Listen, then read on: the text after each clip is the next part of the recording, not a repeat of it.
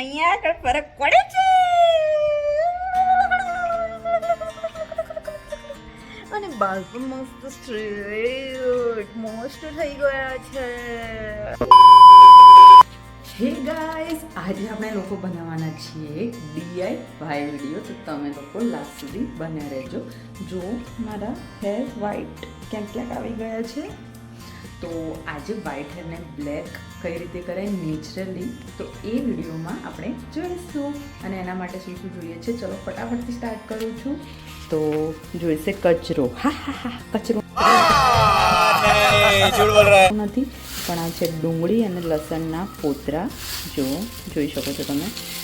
ચલો, એને મેં લઈ લીધા છે, એકદમ ડ્રાય છે, બરાબર. પછી આવી રીતે પેન મૂકી દેવાનું છે. સ્ટવ હોય કે સગડી હોય એને સ્ટાર્ટ કરી દેવાનું છે. અને પછી આને આપણે ડ્રાય રોસ્ટ કરવાના છે.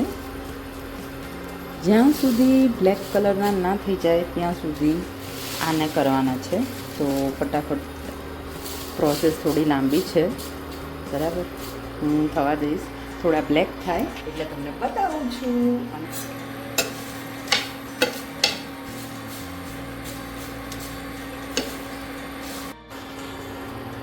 જો કલર ચેન્જ થવા લાગ્યો છે, ધુમાડો પણ ઉડવા લાગ્યો છે, એકદમ બ્લેક થવા દેવાના છે. થોડી ટાઈમ કન્ઝ્યુમિંગ છે પ્રોસેસ, પણ તમે એકવાર ટ્રાય જરૂરથી કરજો. હું રિઝલ્ટ પણ શેર કરીશ, તો શ્યોર ટ્રાય કરજો તમે. હા, ફાઇનલી મેં બંધ કરી દીધો છે ગેસ. એકદમ બ્લેક કલરનું અંદરથી, તો હા એકદમ બ્લેક થયું છે. હવે આને મસ્ત ઠંડુ પાડીને પછી આગળનું તમને કહું. જો કેટલા બધા ફોતરા હતા, અને મેં ખાલી આમ દબાયા તો બી ઘણા ઓછા થઈ ગયા. અને આ ખલ લીધો છે મેં. તમે મિક્સરમાં પણ કરી શકો છો. મારી ઈચ્છા એવી છે કે હું ખલમાં ટ્રાય કરું.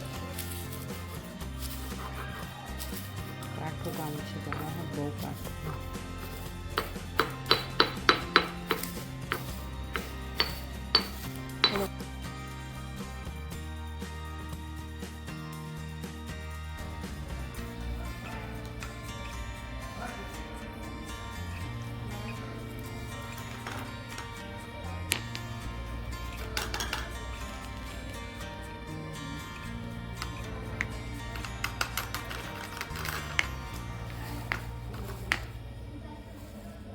કેટલા બધા ફોતરા હતા, ખાલી આટલા બજ્યા છે.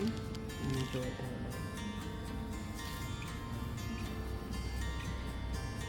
ટાઈપનું એકદમ ફાઇન પાવડર.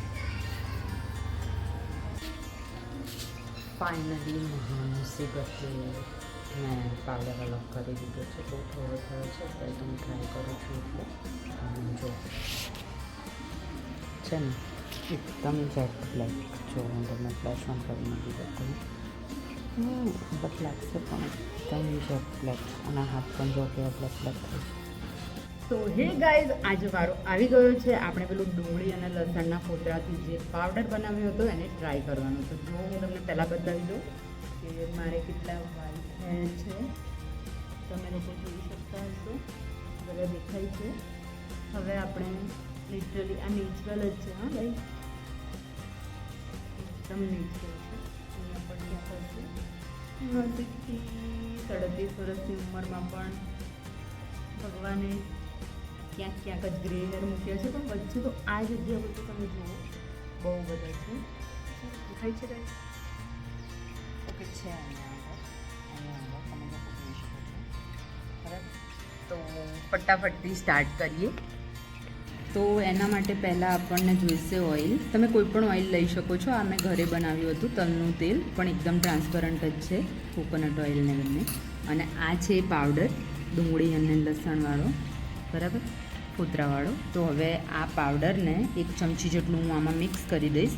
અને જ્યાં જ્યાં મારા ગ્રે હેર છે ત્યાં ત્યાં હું અપ્લાય કરી દઈશ. ગાઈઝ, પાવડર હાથ તો કરે છે બ્લેક, પણ જોઈએ આપણે કે ઓઇલમાં ડાઈ ઇફેક્ટ આપે છે કે નહીં. મિક્સ કરી લઈએ.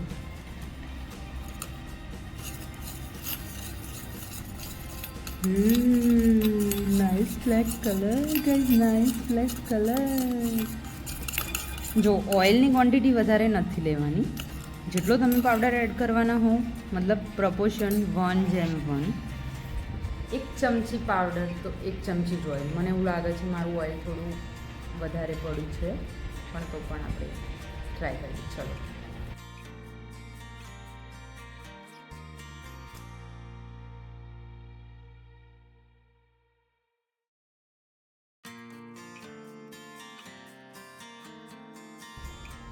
આ ઓઇલને નાખી અને 2-4 કલાક, હું તો એવું કહું છું કે ઓવરનાઇટ, હું આજે હેરવોશ નથી કરવાનું, કાલે કરીશ અને એના પછી પણ તમને લોકોને રિઝલ્ટ શેર કરીશ કે ખરેખર કંઈ ફરક પડ્યો છે કે બસ આ રેમેડી કહેવા માટે જ છે.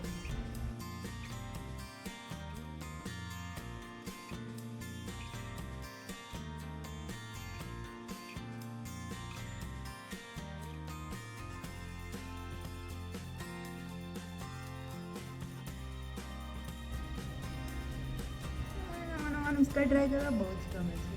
મજા આવી જાય છે. મજા કામ થઈ જશે તો તમારા બધા લોકોનું કામ થઈ જશે.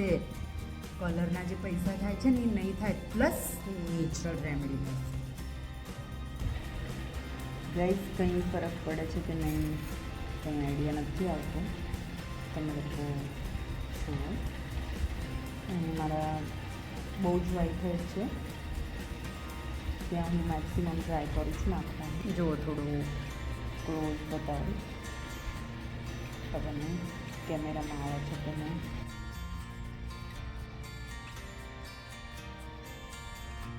ગાઈઝ, રેમેડી વર્ક જરૂર કરે છે. 2000 years later. Hey guys, result time છે. ચલો હું તમને બતાવું. જો, અરે અહીંયા આગળ ફરક પડે છે અને બાલ પણ મસ્ત સ્ટ્રેટ મસ્ત થઈ ગયા છે.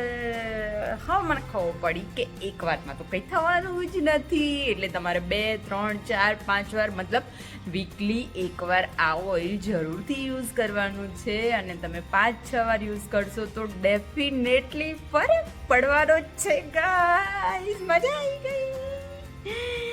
તો જલ્દી ટ્રાય કરજો, અને ટ્રાય કરી પછી વિડીયો નીચે આવીને કમેન્ટ જરૂરથી કરજો, અને લાઈક, શેર અને સબસ્ક્રાઈબ કરજો. Bye bye.